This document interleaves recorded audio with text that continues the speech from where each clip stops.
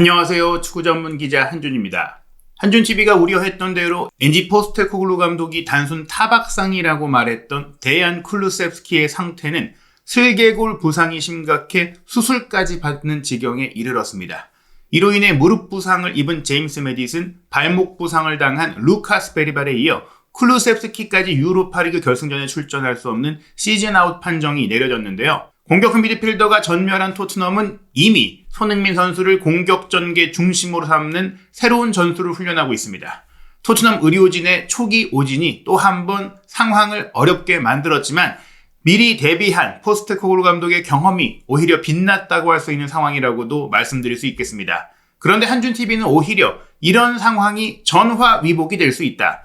포스테코글루 감독의 전술 기조 아래에서는 손흥민 선수의 능력을 극대화하기 위해 오히려 추구해야 할 전술이 바로 손흥민 선수를 세컨드 톱 프리롤 공격형 미드필더로 두는 전술이라고 이야기해드린 바가 있는데요.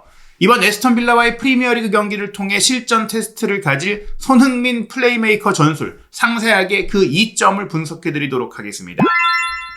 먼저 토트넘의 공식 발표입니다. 단순 타박상이다, 큰 문제 없을 것이다 라더니 이틀 만에 쿨루셉스키의 상황이 심각하다는 것이 알려졌고 3일차에 수술대에 올랐습니다. 토트넘은 결국 현지 시간 수요일 저녁에 공식 발표를 했는데요. Get well soon, 데키. 빨리 돌아오길 바란다라면서 수술을 마친 모습을 사진으로 올렸죠. 지난 주말 크리스탈 팰리스와의 경기에서 마크 게히와 충돌됐던 데얀 쿨루셉스키, 오른쪽 슬개골이 꽤 심각한 골절 상태로 보이면서 수술대에 올랐고 추가 전문가의 상담까지 거쳐서 재활 작업을 시작했다. 즉 다음 시즌 시작까지는 뛰기 어렵다라는 결론이 내려진 것입니다. 이미 이 상황을 포스테코글루 감독은 어느 정도 우려한 것 같고 또 이렇게 수술대에 오를 정도가 아니라고 하더라도 다음 결승전에 풀타임을 뛰거나 선발 출전을 할 정도로 회복되기는 어렵다라는 판단 하에 손흥민 선수를 공격형 미드필더로 배치하는 새로운 전술 훈련을 실시했습니다.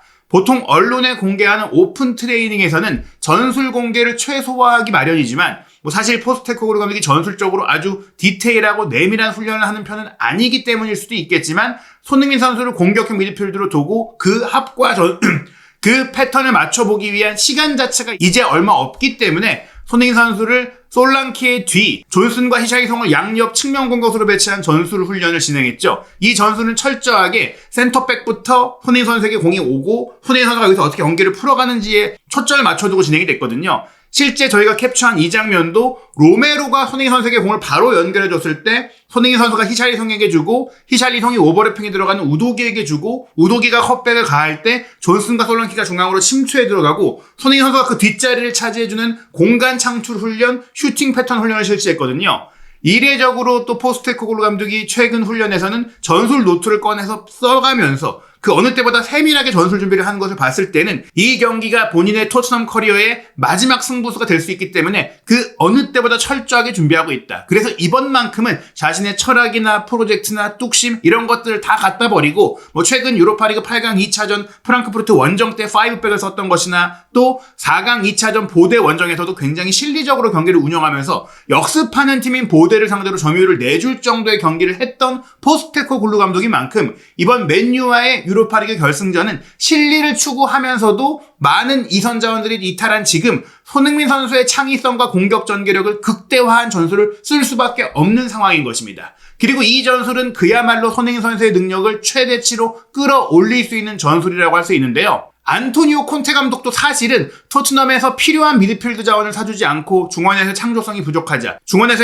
부족하자 케인을 10번으로 쓰는 것과 동시에 손흥민 선수도 10번으로 썼었거든요. 아자르 역할을 맡겼다고 하면서 우리 팀에서 손흥민이 10번이라고 얘기했고 하지만 그런 점들은 왼쪽 윙백으로 영입한 이반 페리시치를 또한 사이드 플레이로서 잘 살리기 위한 전술이기도 했고 그러다 보니까 어찌 보면 페리시치에게 많은 포커스가 쏠리고 손흥민 선수가 조금 보조자가 됐던 또 많은 부담을 입었던 그런 상황이지만 지금은 사이드 공격수를 아예 사이드에 붙어있게 하고 오히려 풀백의 오버래핑과 인버티드 풀백 상황에서의 미끼 역할로 쓰다 보니까 손흥민 선수가 왼쪽 사이드에서 뛸 바에 차라리 왼쪽 풀백으로 뛰어야 더 공격을 잘할 수 있을 정도의 전술이 구현되고 있는데 그 과정 속에서 이제 상대가 인버티드 풀백까지 막아서는 준비를 하자 제3의 공격 침투 인물, 공격형 미드필드가 가장 많은 공간과 자유를 얻게 된 전술이 바로 지금 토트넘의 포스테코글루 전술입니다. 솔랑키가 원톱으로 뛰면서 전방 압박도 굉장히 많이 하고 밑으로 내려와서 연계도 해주고 수비가 담대해주다 보니까 문전 중앙에서 공격수 9번으로서 마침표를 찍는 역할을 많이 못하고 있어요. 그러면서 비운 공간은 또 우도기가 안으로 치고 들어와서 차지해주는 경우들이 있고, 왼쪽 사이드 공격수는 우도기가 들어올 때 그 공간을 만들어주기 위해서 사이드로 크게 벌려 있으니까 그 중앙 2선 및 하프 스페이스의 빈 공간은 공격형 미드필드가 차지하고, 또 솔랑키가 비운 자리는 오른쪽 공격수인 존슨이나 오도베르가 차지해주면서 존슨과 오도베르가 골을 넣는 상황이 많이 나오고, 또 메디슨이 골을 많이 넣는 상황, 쿠루세스키가 골을 많이 넣는 상황, 이런 상황이 나오면서 손흥민 선수가 사이드에 벌려서서 크로스 패스를 통한 도움이라든지 뒷점 패스, 컷백 이런 것만 하게 된 거예요. 그런데 지금은 메디슨도 쿠루세스키도 부상으로 이탈했기 때문에 손흥민 선수가 이 공미 자리를 차지한다면 히샬리송이 왼쪽에서 솔랑키와 함께 압박해주고 공간 만들어주고, 우도기가 침투해왔을 때 우도기가 또 상대 측면 수비를 끌어주면은 그때 빈 공간을 손흥민 선수가 차지해서 키패스 내지 슈팅을 통해서 도움과 득점을 하기 굉장히 용이한 전술이 되는 겁니다. 그동안 존슨에게 많이 몰렸던 기회만큼 손흥민 선수에도 기회가 올 수 있고, 물론 여전히 존슨이나 오도베르도 오른쪽 사이드에 갈 때 그 기회를 잡을 수 있겠지만 손흥민 선수에게도 그에 준하는 기회가 올 수 있는 것이고, 존슨이나 오도베르가 본인이 공격하면서 골을 넣는 기회가 많다 보니까 상대팀 수비가 이쪽으로 철저하게 붙어준다면 이때 또 한 번의 컷백을 통해 배후에서 슈팅 기회를 잡을 수 있는 것은 2선 중앙의 손흥민 선수이며, 2선 중앙에서 상대 수비가 붙을 때는 전후 좌우 어디로든지 갈 수 있기 때문에 공격의 선택지가 늘어나요. 왼쪽 사이드에서는 사실 그 선택지가 좁고, 게다가 사이드에 붙어있을 때는 더더욱 제한적이기 때문에 손흥민 선수가 자신의 역량을 다 발휘하기 어려웠는데, 이 위치에 오면 오른발 왼발 슈팅, 오른발 왼발 패스 모든 게 가능하고 오프 더 볼에서의 3자 런도 굉장히 좋아집니다. 그렇기 때문에 손흥민 선수가 이 역할, 지금 포스테코글루 전술 하에서는 많은 선수들이 오히려 손흥민 선수에게 도움을 줄 수 있는 상황이 될 수 있는 것이고, 또 손흥민 선수의 부상 우려도 있고, 또 손흥민 선수의 마지막 우승 도전이라는 점에 있어서도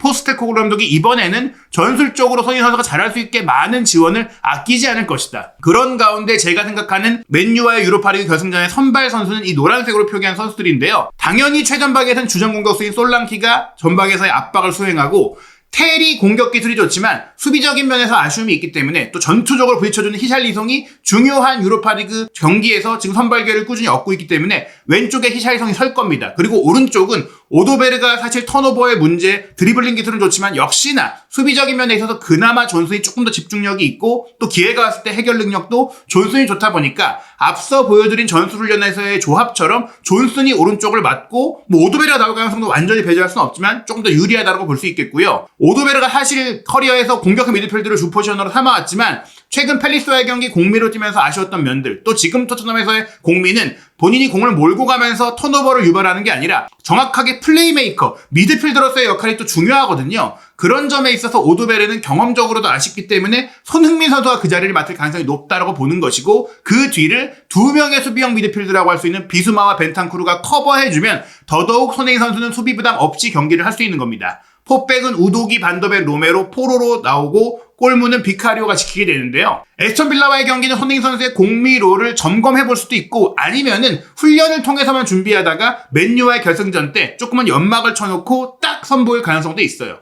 인터넷 매체 스포츠몰은 이 경기 분명 토트넘은 이 경기보다 맨유와의 경기에 풀핏으로 나오는 게 중요하기 때문에 로테이션도 많을 것이고, 경기의 동기부여도 챔피언스리그 진출을 위한 아슬아슬한 경쟁 중인 홈팀 에스턴 빌라가 4대1로 크게 이길 거라고 봤는데, 토트넘은 손흥민, 히샬리송, 존슨의 트리톱, 손흥민 선수가 왼쪽, 사르, 비수마, 그레이의 3미드를 두면서 비수마 정도만 주전으로 내세우고 후보인 사르와 그레이를 내세울 것이다. 포백 라인도 포로, 단소, 데이비스, 스페이스를 봤는데 여기서 볼 수 있는 것은 굉장히 과감한 로테이션을 쓸 것이다라는 점인데, 저는 여기서 더 갈 거라고 생각하거든요. 사실 후스코드닷컴 같은 경우도 무어텔, 오도벨의 스리톱이 가동될 정도로 전면 로테이션이 있을 것이다. 미드필드는 사르, 벤탄쿠르, 그레이로 봤지만 저는 벤탄쿠르가 유로파리그 결승전에서 매우 중요한 선수이기 때문에 이 경기 부상 이슈가 있어서 안 뛰게 할 거라고 봐요. 쿨루셉스키의 부상 이전까지만 하더라도 조금은 반반 섞을 수도 있다고 봤지만 그 우려가 현실이 되면서 쿨루셉스키까지 시즌 아웃이 되면서 이 경기는 최대한 주전을 안 쓸 것이다. 그래서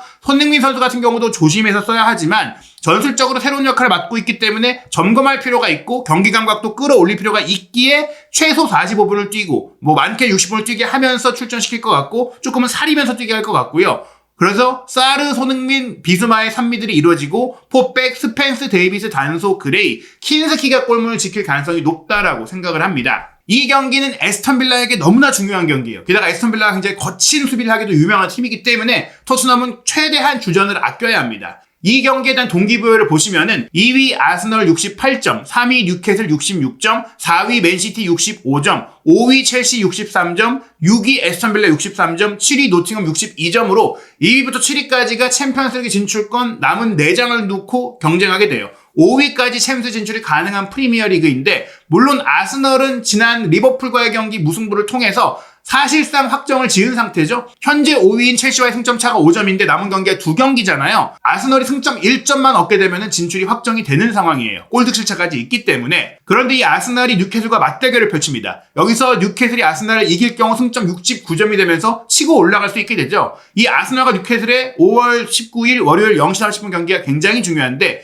그보다 결국 치열한 것은 뉴캐슬도 66점으로 조금 앞서가고 있기 때문에 5위 첼시, 6위 에스턴 빌라의 경쟁이에요. 노팅엄 포레스트가 62점이긴 한데 현실적으로 조금은 밀려나 있는 상태라고 했을 때 첼시가 맨유와 맞붙고 빌라가 토트넘과 맞붙는 5월 17일 토요일 새벽 경기, 이 경기에서 둘 다 이길 가능성이 높게 점쳐지지만 미끄러지는 팀, 승점을 잃는 팀은 챔스 진출이 좌절될 수 있기 때문에 에스턴 빌라도 또 첼시도 타락을 당할 거거든요. 토트넘과 맨유의 패배가 조금은 예약되어 있는 경기라고도 할 수 있겠습니다. 맨시티는 5월 18일 일요일 0시 30분 크리스탈 팰리스와 FA컵 결승전도 치르고 그 다음에 5월 21일 수요일 새벽 4시에 본머스와 조금 늦게 37라운드 경기를 치르게 된 점이 어찌 보면 조금은 부담일 수도 있어서 맨시티가 승점을 또 본머스전에 잃을 가능성도 남아있기는 합니다. 어찌됐거나 시즌 막판 우승팀이 확정됐고 강등팀이 확정된 가운데 챔피언스리그 진출권 경쟁, 토트넘과 맨유가 유로파리그 결승까지 올라온 상황으로 인해 무려 6개 팀이 다음 시즌 챔스에 나갈 수 있는 프리미어리그는 챔스 진출을 누가 하느냐가 마지막 최대 이슈인데요. 우선 토트넘 입장에서는 그래도 에스턴 빌라와의 경기 패배를 피하고 싶을 겁니다.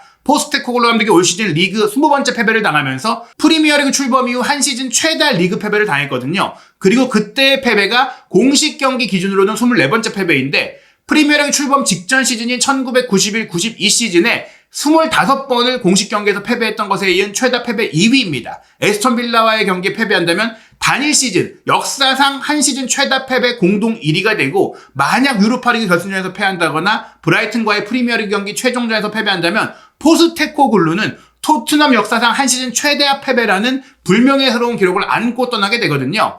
유로파리그 우승을 차지한다고 하더라도 명예로운 결별이 가능한 수준인 포스테코글루이기 때문에 이 에스턴 빌라전 그리고 유로파리그 결승전 어떻게 운영할지 최대한 이기기 위한 승점을 얻기 위한 운영을 한다면 포스테코글루가 또 한번 어떤 모습을 보일지 그리고 그 과정에서 해결사이자 플레이메이커인 손흥민 선수를 어떻게 쓸지가 굉장히 궁금해지는데요. 토트넘에게 그나마 긍정적인 면은 물론 FA컵 에스턴 빌라전에 올 시즌에 1대2 패배로 탈락하는 일이 있었지만 그에 앞서 올 시즌 리그 대결도 4대1로 크게 이겼고 지난 시즌 리그 원정 경기도 4대0으로 크게 이기면서 최근 두 차례 에스턴 빌라와 프리미어리그 2경기를 2승 8득점을 한 상황입니다. 에메리 감독을 상대로 포스테코글루 감독이 오히려 에메리 감독도 하이라인 축구를 하는데 역습을 가동하면서 결과를 냈던 바가 있기 때문에 이번 경기 이변의 가능성도 아예 없다라고는 할 수 없지만 이 경기의 예상 명단을 보면 왓킨스 원톱에 맥긴, 아센시오, 로저스의 2선, 카마라와 오나나의 투볼란치, 디뉴, 파우토레스, 콘사, 켄시의 포백, 에밀리아노 마르티네스까지 최정예 멤버를 다 내세울 에스턴 빌라가 매우 유리합니다. 토트넘은 무어텔, 오더베르 스리톱에 손흥민, 사르, 비수마의 3미드를 가동할 것 같고 스펜스, 데이비스, 단소, 그레이, 포백, 킨스키가 골문 지킬 것 같은데요.